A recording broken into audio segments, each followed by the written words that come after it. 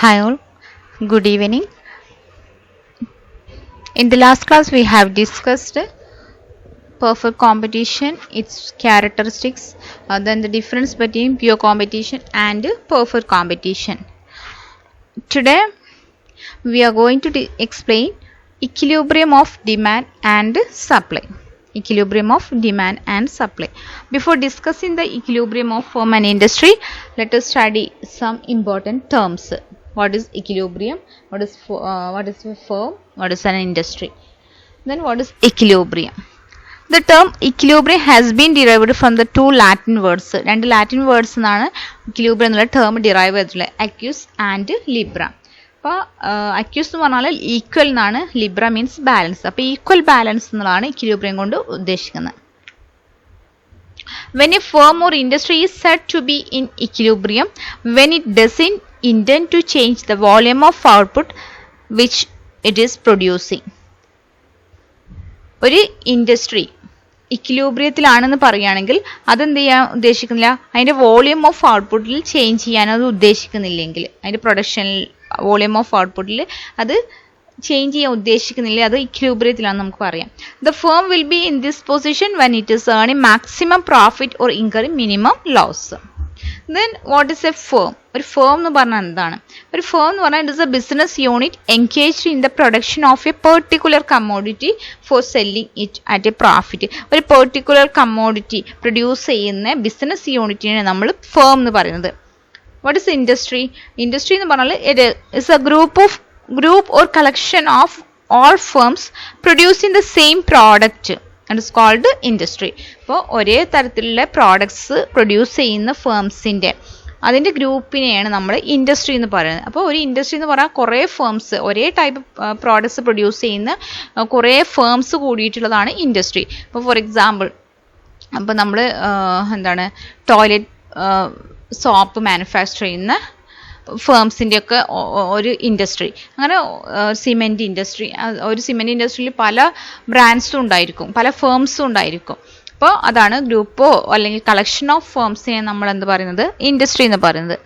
Then നമുക്ക് പറയാനുള്ളത് equilibrium of demand and supply.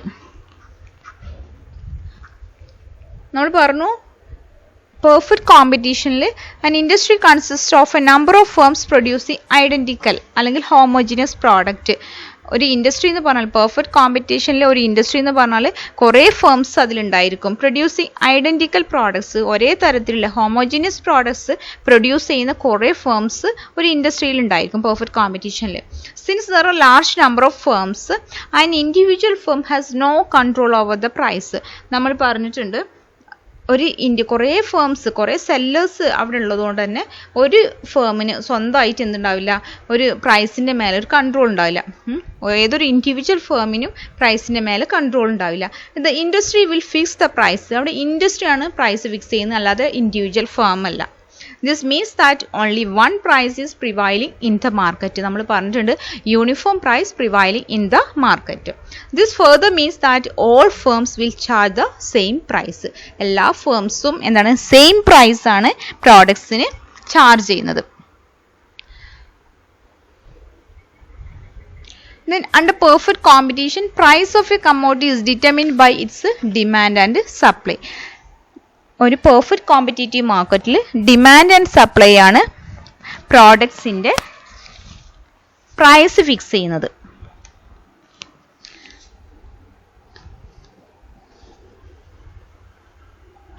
Marshall stated that both the elements of demand and supply are required for the determination of price of a commodity in the same manner as both the blades of scissors are required to cut a cloth.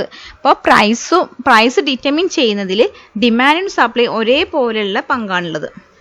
Price of a commodity is determined at the point at which is demand and supply are equal. ഇപ്പോൾ ഇവിടെ price determine ചെയ്യുന്നത്, ഒരു കമ്മോഡിറ്റിയുടെ price determine ചെയ്യുന്നത് ഡിമാൻഡും സപ്ലൈയും equal ആവുന്ന ആ point വെച്ചിട്ടാണ്.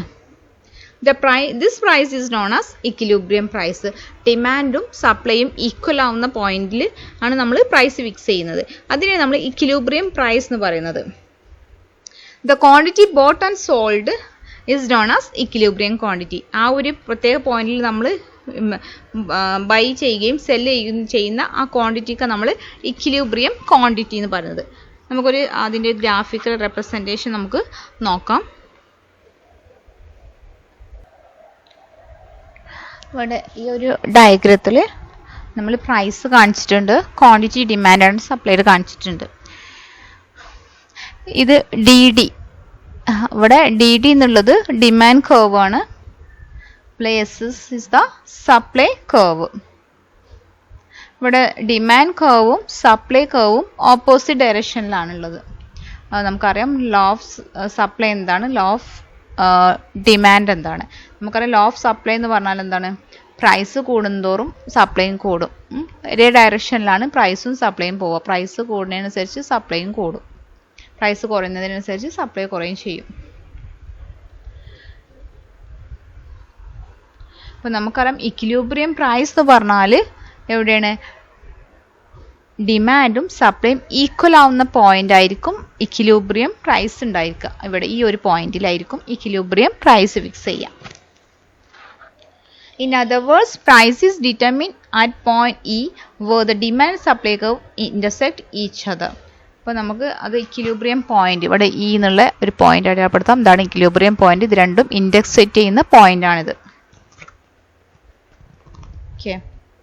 This at point E, the price of commodity will be OP. ഇവിടെ ഈ ഒരു പോയിന്റിൽ ഇക്വിലിബ്രിയം പോയിന്റ്, ഇവിടെയാണ് ഡിമാൻഡ് കർവും സപ്ലൈ കർവും ഇന്റർസെക്റ്റ് ചെയ്യുന്ന പോയിന്റ്. ഈ ഒരു പോയിന്റിൽ പ്രൈസ് ഓഫ് കമ്മോഡിറ്റി എന്ന് പറയുന്നത് OP ആയിരിക്കും. OP ആയിരിക്കും പ്രൈസ് ഓഫ് കമ്മോഡിറ്റി, OQ ആയിരിക്കും quantity demanded.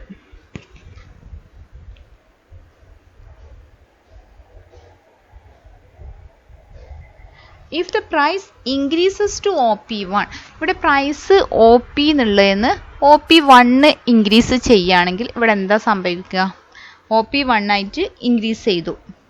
Demand of commodity will be, demand എന്ത് ചെയ്തു, ഇവിടെ കൂടിയോ കുറഞ്ഞോ? അപ്പോൾ OP1 ആയിട്ട് നമ്മുടെ പ്രൈസ് ഇൻക്രീസ് ചെയ്തു. Demand of commodity will be P1A. ഇവിടെ കമ്മോഡിറ്റിയുടെ ഡിമാൻഡ് എന്ന് പറഞ്ഞാൽ P1A, ഈ ഒരു P1A ആയി മാറി. ഇവിടെ പ്രൈസ്, നമ്മുടെ പ്രൈസ് കൂട്ടിയപ്പം demand of the commodity P1A ആയി മാറി, ഡിമാൻഡ് കുറഞ്ഞു. And supply will be P1B. ഇവിടെ സപ്ലൈ എന്തായി മാറി, P1B ആയി മാറി, ഡിമാൻഡ് P1A ആയി മാറി. ഇപ്പം നമ്മുടെ ഇവിടെ ഒരു എക്സസ് സപ്ലൈ ആണുള്ളത്. P1A ആണ് നമ്മുടെ ഡിമാൻഡ്, പ്രൈസ് കൂടിയപ്പം ഡിമാൻഡ് പറഞ്ഞാൽ P1A ആണ്, പക്ഷെ സപ്ലൈ എന്താണ്, P1B ആയി മാറി. അപ്പൊ ഈ ഒരു AB എന്നുള്ള ഈ പോർഷൻ എന്താണ്, നമ്മുടെ എക്സസ് സപ്ലൈ ആണ്. ഡിമാൻഡ് ഇത്രയേ ഉള്ളൂ, പക്ഷെ സപ്ലൈ ഇത്രയും കൂടുതലുണ്ട്. ഇത് നമ്മൾ എക്സസ് സപ്ലൈ ആയിട്ടാണ് പറയുക. Hence the price will gradually come down to OP. On the contrary, if the price of a commodity falls to OP2, then എന്ത് ചെയ്തു, പ്രൈസ് പിന്നെ ഇത്രയും P2 ആയിട്ട് കുറഞ്ഞു. അങ്ങനെ ആകുമ്പോൾ എന്ത് ചെയ്യും, നേരെ ഓപ്പോസിറ്റ് ആയിട്ടാണ് വരിക, P2 ആയിട്ട് കുറഞ്ഞു. Demand will increase to P2D. Demand എന്ത് ചെയ്തു, P2D, ഇതാണ് D എന്നുള്ള പോയിന്റ്, P2D ആയിട്ട് ഇൻക്രീസ് ചെയ്തു. പക്ഷെ സപ്ലൈ എന്താണ്, P2C ആയിട്ട് മാറി. ഓക്കെ, അപ്പൊ ഈ ഒരു പോർഷൻ എന്താണ്, ഈ ED എന്നുള്ള ഈ പോർഷൻ എക്സസ് ഡിമാൻഡ് ആണ്. ഡിമാൻഡ് കൂടി സപ്ലൈ കുറവായി. ഓക്കെ,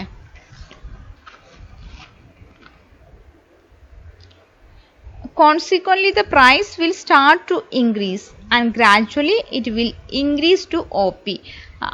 അതുകൊണ്ട് തന്നെ ഇവിടെ എക്സസ് ഡിമാൻഡ് ആയി മാറി, അതുകൊണ്ട് തന്നെ ഗ്രാജുവലി എന്തായി മാറും, OP എന്നുള്ളതിലേക്ക് പ്രൈസ് എത്തും.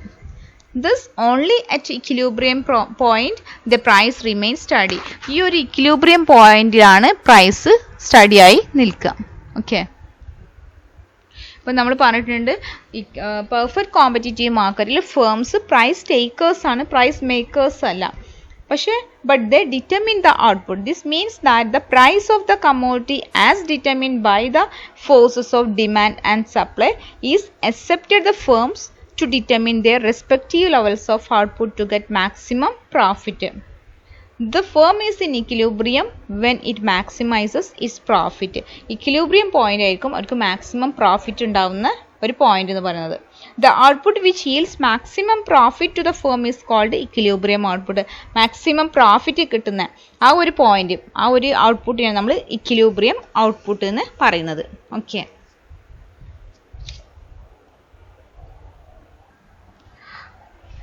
Then the firm reaches its equilibrium position when two conditions are satisfied.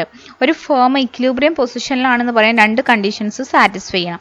അപ്പോൾ അതിൽ ഫസ്റ്റ് പറയുന്നത് the firm reaches the equilibrium position when it produces that level of output at which marginal cost is equal to marginal revenue. Marginal കോസ്റ്റും marginal റവന്യൂവിന് equal ആവുന്ന ആ ഒരു level of output, ആ ഒരു പൊസിഷനിൽ എത്തണം എന്നാണ് പറയുന്നത്. ഫസ്റ്റ് പറയുന്നത് the firm reaches the equilibrium position. ഒരു ഫേം അതിൻ്റെ ഇക്വിലിബ്രിയം പൊസിഷനിൽ എത്തുക, അത് പ്രൊഡ്യൂസ് ചെയ്യുന്നത് അതിൻ്റെ ലെവൽ ഔട്ട്പുട്ടിൽ പ്രൊഡ്യൂസ് ചെയ്യുന്നത് മാർജിനൽ കോസ്റ്റും മാർജിനൽ റവന്യൂ ഈക്വൽ ആവുന്നതായിരിക്കണം. മാർജിനൽ കോസ്റ്റ് എന്ന് പറഞ്ഞാൽ എന്താണ്? It is the cost of producing an additional unit. ഒരു അഡീഷണൽ യൂണിറ്റ് ഓഫ് കമ്മോഡിറ്റി നമുക്ക് പ്രൊഡ്യൂസ് ചെയ്യാൻ വേണ്ടി വരുന്ന കോസ്റ്റ്, അതിനാണ് നമ്മൾ മാർജിനൽ കോസ്റ്റ് എന്ന് പറയുന്നത്. മാർജിനൽ റവന്യൂ എന്ന് പറഞ്ഞാൽ revenue realised from the sale of the additional unit. ഒരു അഡീഷണൽ യൂണിറ്റ് നമ്മൾ സെയിൽ നടത്തുകയാണെങ്കിൽ അതിൽ നിന്ന് നമുക്ക് ലഭിക്കുന്ന റവന്യൂ, അതിന് നമ്മൾ മാർജിനൽ റവന്യൂ എന്ന് പറയുന്നത്. അപ്പം മാർജിനൽ കോസ്റ്റും മാർജിനൽ റവന്യൂയും ഈക്വൽ ആവുന്ന ആ ഒരു ലെവൽ ഓഫ് ഔട്ട്പുട്ട്, അതിനെ നമ്മൾ എന്ത് പറയും? ഇക്വിലിബ്രിയം. അപ്പം അങ്ങനെ രണ്ടും എന്താണ്? ഈക്വൽ ആവണം. MC MRനേക്കാളും കുറവാണെങ്കിൽ, if MC is less than MR, MC MRനേക്കാളും കുറവാണെങ്കിൽ the firm gets an incentive to increase the level of output. അപ്പോൾ ഫേമിന് എന്തുണ്ടാവും? ലെവൽ ഓഫ് ഔട്ട്പുട്ട് ഇൻക്രീസ് ചെയ്യാനൊരു ഇൻസെൻറ്റീവ് ഉണ്ടായിരിക്കും. അപ്പോൾ MC മാർജിനൽ കോസ്റ്റ് മാർജിനൽ റവന്യൂവിനേക്കാളും കൂടുതലാവുകയാണെങ്കിൽ, കോസ്റ്റ് കൂടുതലും റവന്യൂ കുറവുമാണ് കേസാണെങ്കിൽ എന്താണ് ആ ഒരു ഫേം എന്ത് ചെയ്യണം? ഔട്ട്പുട്ട്, ലെവൽ ഓഫ് ഔട്ട്പുട്ട് എന്ത് ചെയ്യണം? ഇൻക്രീസ് ചെയ്യണം. Increase level of output. അപ്പോൾ നേരെ തിരിച്ചാണെങ്കിൽ എന്താണ്? On the other hand if MC is more than MR, MC കൂടുതലും MR കുറവുമാണെങ്കിൽ അപ്പോൾ അവിടെ എന്താ ചെയ്യേണ്ടത്? It has to reduce the level of output. ഇവിടെ റെഡ്യൂസ് ചെയ്യണം. ഇവിടെ ലെവൽ ഓഫ് ഔട്ട്പുട്ട്.